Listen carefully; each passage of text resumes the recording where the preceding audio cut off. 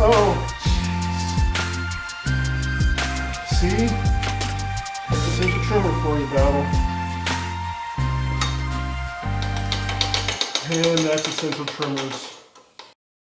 At least the top of the engine looks pretty. And it sort of runs.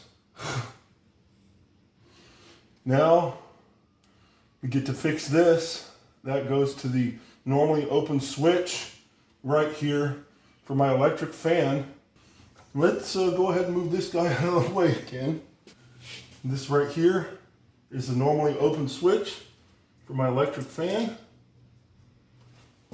Come on, old 64. The tang got a little bit bent. This guy is the wire that goes to the switch. Go ahead and take this old heat shrink off of it. Be careful, Battle. Actually, you can see the crimp terminal that was still on it. And the tang broke off the end of the terminal. Snip this guy off.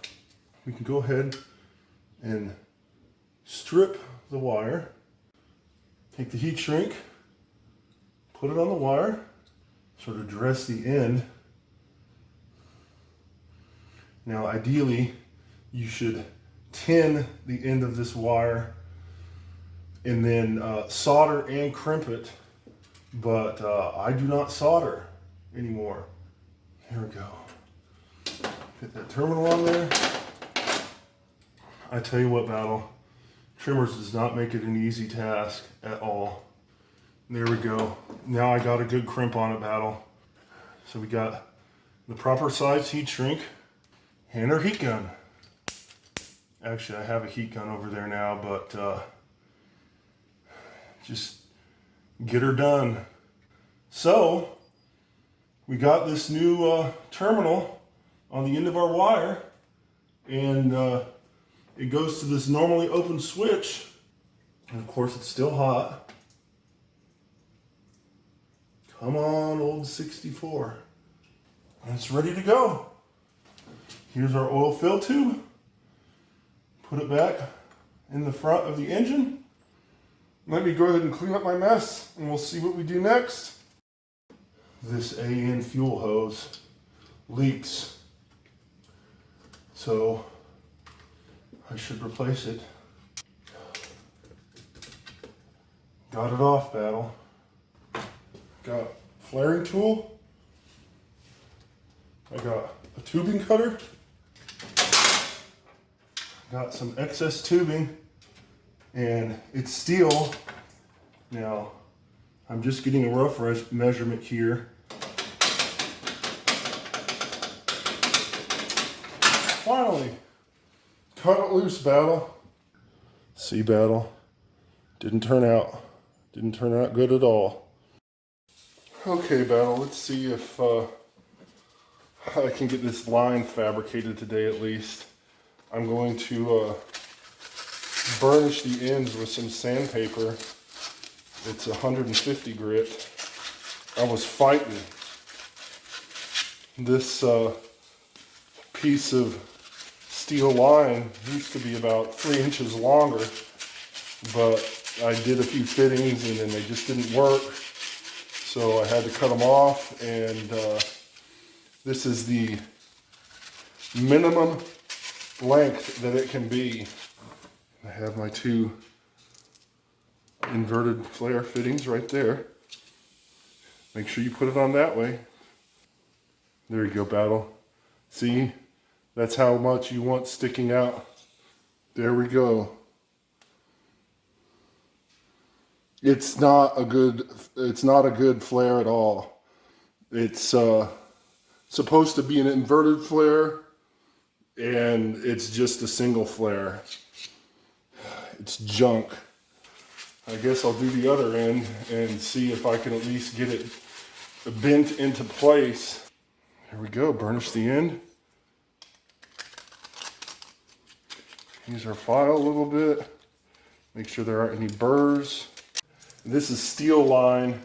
You can get the nickel copper, which is easier to bend and easier to flare. There we go. That's the one I just did, which actually looks to be a little bit better than the first one I did. But let's see if it'll fit on the 71 battle. Okay, here we are at the 71. You can get the fitting started, and then we'll try to bend it into shape. What we want, battle, is no kinks. You just got to keep going end to end. That's where the nickel copper line would come in handy, battle, because it is much easier to bend than the steel line. Just sort of cattywampus in there. It is close, battle. Ugh. All right, fits in easy enough to the carburetor fuel line. Figure maybe you need to see from the other side what I'm working on. Got it pretty close from my fuel pump to the carburetor. I get the fitting on the fuel pump started. Couple of turns with my wrench. It's like right there, battle. All right, well, let's try it from the carburetor. All right. Now the carburetor is a little bit loose. Go ahead and get the fuel line on the carburetor fuel fitting. All right, we're started on the carburetor fuel fitting, battle. And boy, are we close. Now, every time I adjust it, battle, I over adjust it. Just gotta go back and forth, back and forth. Great, now it's bound. Shows you how close it is. They're cross-threaded right here on the fuel inlet. I can't crank down on it or I'm gonna damage the fuel inlet. Could that be it? Let's tighten it down at the fuel pump, battle. I think that's it, because it's not cross-threaded on my fuel inlet to the carburetor. Good and tight on the fuel pump. There, I like that a little bit better, battle.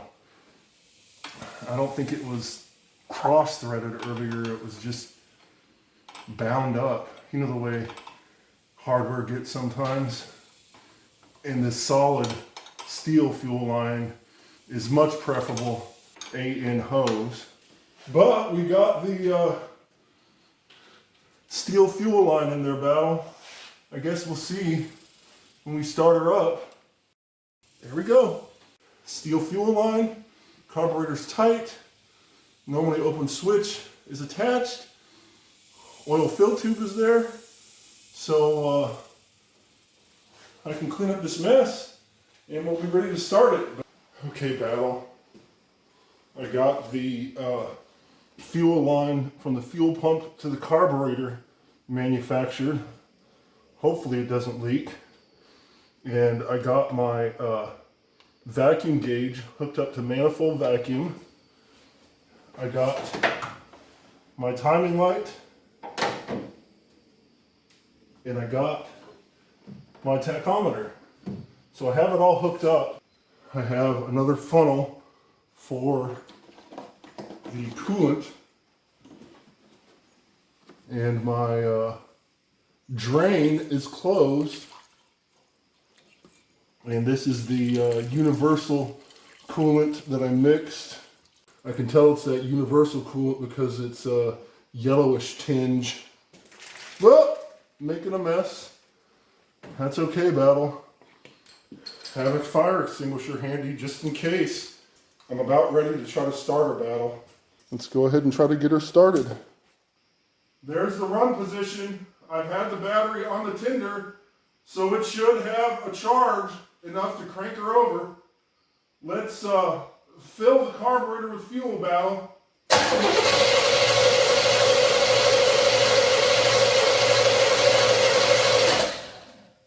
All right.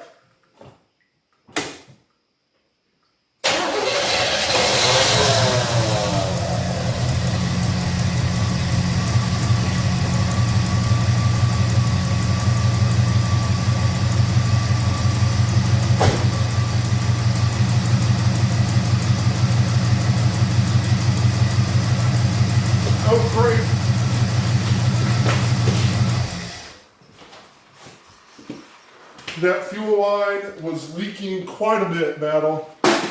Great. Did you see it? You probably saw it better than I did. I saw it shooting fuel from the carburetor fitting right up here, just as fast as holding down the Schrader valve on the fuel filter on my bullnose truck. Of course, now it smells like fuel. Oh, we have fuel on ground here, Battle. Definitely stinky. At least I caught it. It was this fitting here, Battle. Let's try to redo it. Loosen it, and then tighten it again. I might have to go back to the A&N hose if I want to get the car running today. What a pain in the rear, Battle. Got it loose at the carburetor. I don't think it was leaking at all at the fuel pump. I wasn't happy with the inverted flare fittings that that cheapy tool put on this fuel line. And as I recall, the fitting here on the carburetor looked a little bit better than the one on the fuel pump. But we'll see, Battle. I don't like the way it fits, Battle. I started them both on the carburetor and the fuel pump side by finger, and one turn later it was too tight unless I used the wrench. Gootin' tight. Let's see how she starts now, Battle. Stand by.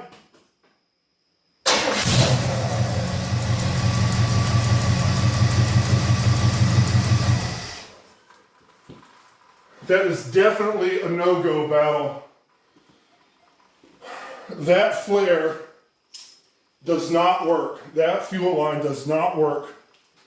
I could pull the car out into the yard and watch it burn to the ground before I even got out of the backyard. All right. This didn't work at all. And I'm not going to do, third time's a charm, any baloney. All right. This fuel line is a no-go. I guess we can go back to an A&N hose. I am not going to fight that flaring tool. It's just too cheap. And if I wanted to do an inverted flare, I'd have to get a better tool. I have two inverted flare to 6AN fittings. This is the AN hose that came off of it. Got the keys here. See what she does.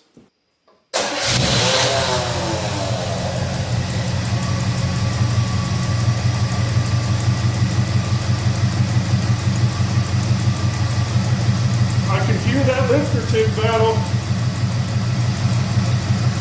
Fuel's not gushing.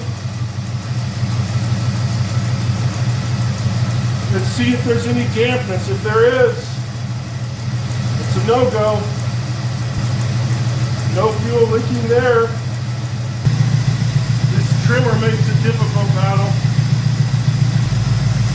Great. Great. There goes my radiator.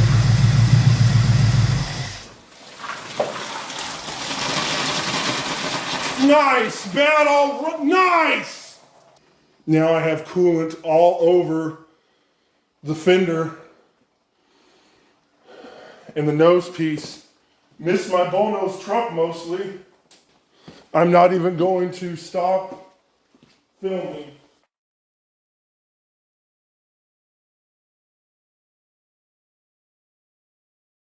Here, Battle. Take a look.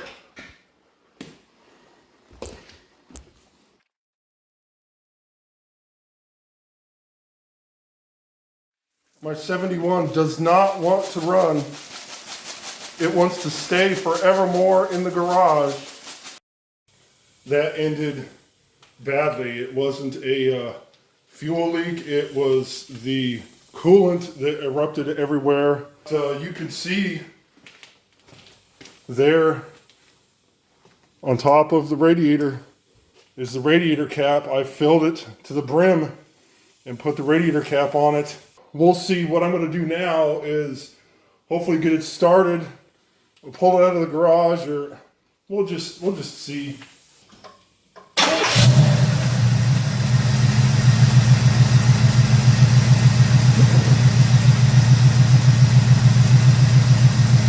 Started right up, Battle. It's only about 10 degrees advanced. There. That's 14 degrees. My trimmers make this dang near impossible, Battle. There, that's 12 degrees. Idling at about 780, Battle. That's one turn in on the driver's side. Idle mixture screw. Well, that's 18 inches of vacuum, Battle.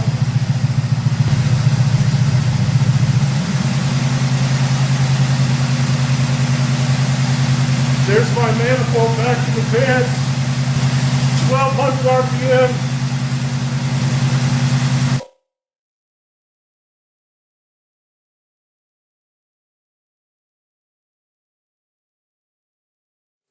That's the radiator cap, Battle.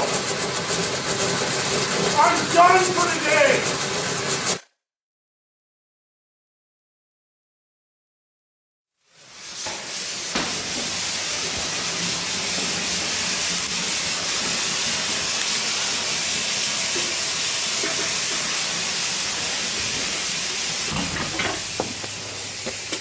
That's ridiculous, Battle.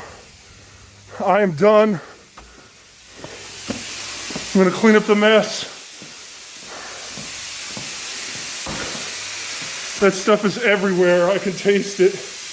The pressure in the radiator overcame the radiator cap. I bet that thermostat failed again. The video that I have from this week is going to have to be good enough. I need to clean up the mess.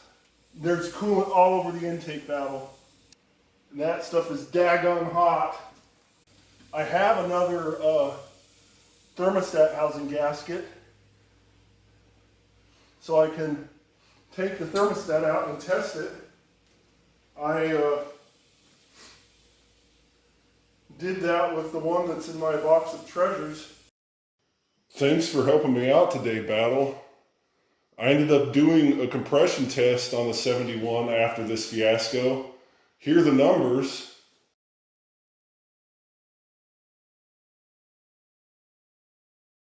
I also tested the thermostat. I poured boiling water over it and it didn't open a smidge. Definitely bad luck. Make sure you watch one of these other videos that I did on my 71 Oldsmobile in the past.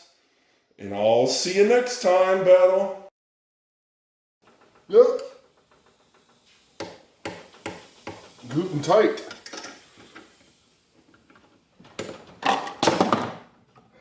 There's the king.